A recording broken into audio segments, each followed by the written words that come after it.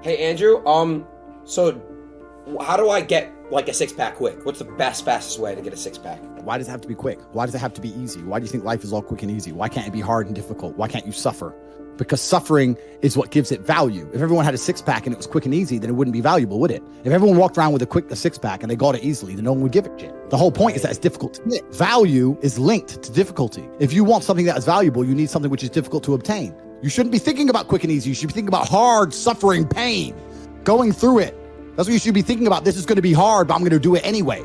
Because when it is done, then everyone's going to know that I went through something difficult. Nobody, absolutely nobody, gives a fuck about you as much as you're going to have to give a fuck about yourself. Nobody cares about you as much as they need to care to fix your life. But nobody is going to come to your bed, drag you out of bed, drag you to a job, force you to work hard. You are never going to have any of the things you want if you do not get them yourself. The only person who's going to make me happy and live a life that I want to live is me. Nobody's going to do it for me. People say, Tate, what motivates you? And I find that I think that's a stupid question. I was a 4-time kickboxing world champion. For 12 years, I trained 5 hours a day, 6 days a week.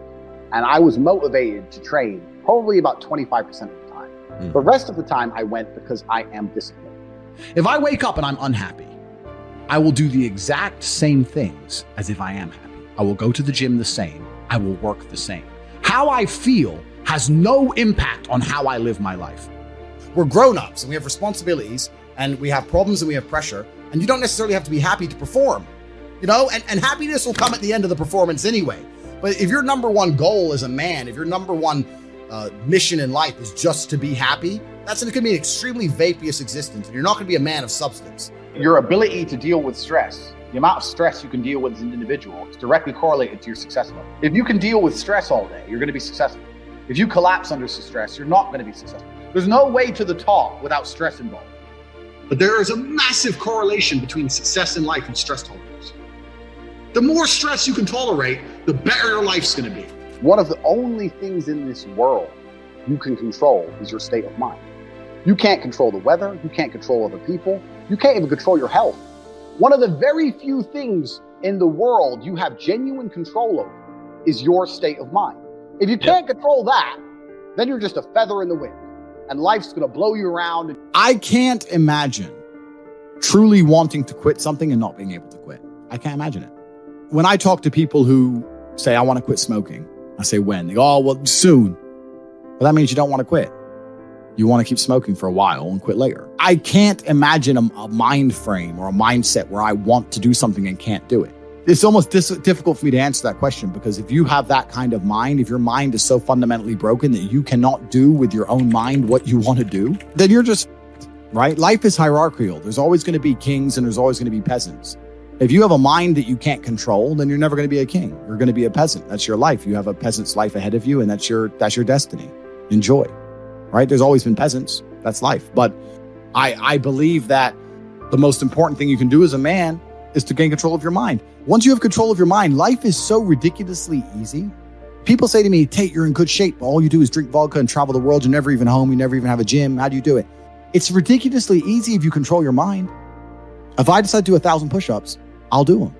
Maybe I have to do them one at a time. Maybe I'll get tired. Maybe I need a break. I'm going to do 1,000 because I said I'm going to do 1,000. Everyone knows what they're supposed to do. You either control your mind or you don't. And all of these things stem from the same problem. It's something you can do. It's something that is learned. It's something that is taught.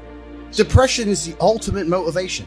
If you're unhappy with your life and you're depressed, I don't expect you to be popping pills and sitting and laying in bed. I expect you to give me a huge list of everything you're achieving per day. Depression's a fantastic motivation, but people are told the opposite. No, a lot of people's problems are all in their mind. And I'm not saying that mental conditions aren't real, because absolutely some are. But I try and explain to people, look, the only thing on the planet you have genuine control over is your state of mind. You can't control the weather. You can't control anything. The only thing you can affect in genuine real time is how you feel in your head. How you view the world absolutely and utterly shapes how you react to the world, how you act in the world, how people view you. It's all down to how you view things. You have to believe you're the fucking man, and you have to believe you can achieve anything. I'm not saying you can achieve anything easily. I'm not saying it's not going to take a whole bunch of work. I'm not saying it's going to happen quickly, but you have to believe you can achieve anything. When I tell people that you are the sum of the 5 people you spend the most time with, everyone agrees. They go, yeah, that's probably true. And then they continue to hang around with people who they don't want to be. Why? There has to be a point where you sit and go, okay, you're my friends, et cetera, et cetera. I love you guys. Yeah, we can talk, whatever. But I'm on a different life path. You have to leave some people behind.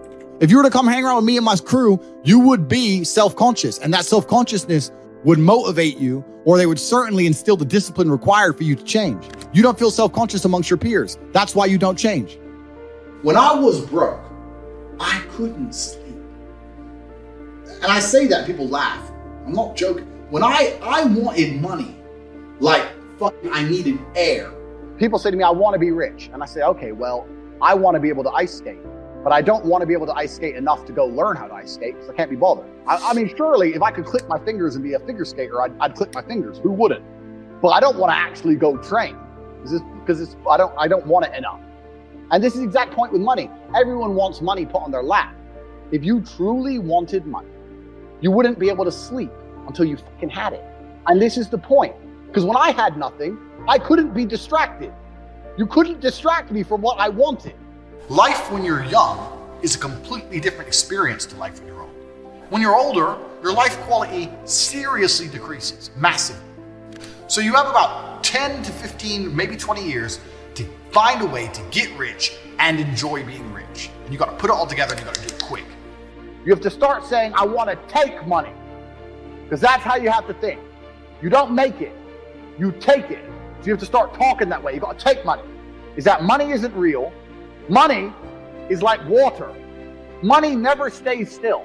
If you can find and identify a place where money is moving, if you can find a place where money is moving and stand in the way, then the money is vulnerable. Problem is with the people out here, everyone has a dream, but not many people have a plan. A good plan today is better than a perfect plan tomorrow. You got to do something. You got to do something fast. Yeah. You're just sitting around talking about it and hoping for things to get better. I don't think living in a dream is going to help you in any way. I think you need to be sitting here panicking at the fact that you don't have enough money. You need to be concerned and worried and sad, and you need to do something about it today. Because that's how I started my first business that made me $1 million. I sat in my room, pissed off, and I fucking came up with the idea. Most people see people with things they want and they don't do the second half. They don't try and work out how they got that thing. Oh, my man has a Ferrari. Okay. I wish I had a Ferrari. Okay. They don't sit there and go for an hour. How did he get a Ferrari? It doesn't cross that part is the part they don't want to do, right? They just go, oh, he has a Ferrari. Wish I had a Ferrari. And they go back to TV. Yeah. And that's why they lose. You need to understand that in this world, there's a whole bunch of people doing amazing shit that you are not doing. And that needs to piss you off. Because if it pisses you off, you become motivated all of a sudden. You need to be annoyed, and I'm telling you to be angry. Anger is a fantastic force. You take that anger and you direct it in the correct direction. And listen, you may feel fired up for 10 minutes after this little talk, but you're not going to feel fired up forever. You need to put systems in place. You need to get discipline. You need to get an atmosphere of people around you who are going to keep you accountable and not make it easy for you to continue to be a fucking nobody. And then you're going to fix your life. Otherwise, you're going to stay a nobody. If you were genuinely pissed off about your situation, you would not need me to motivate you.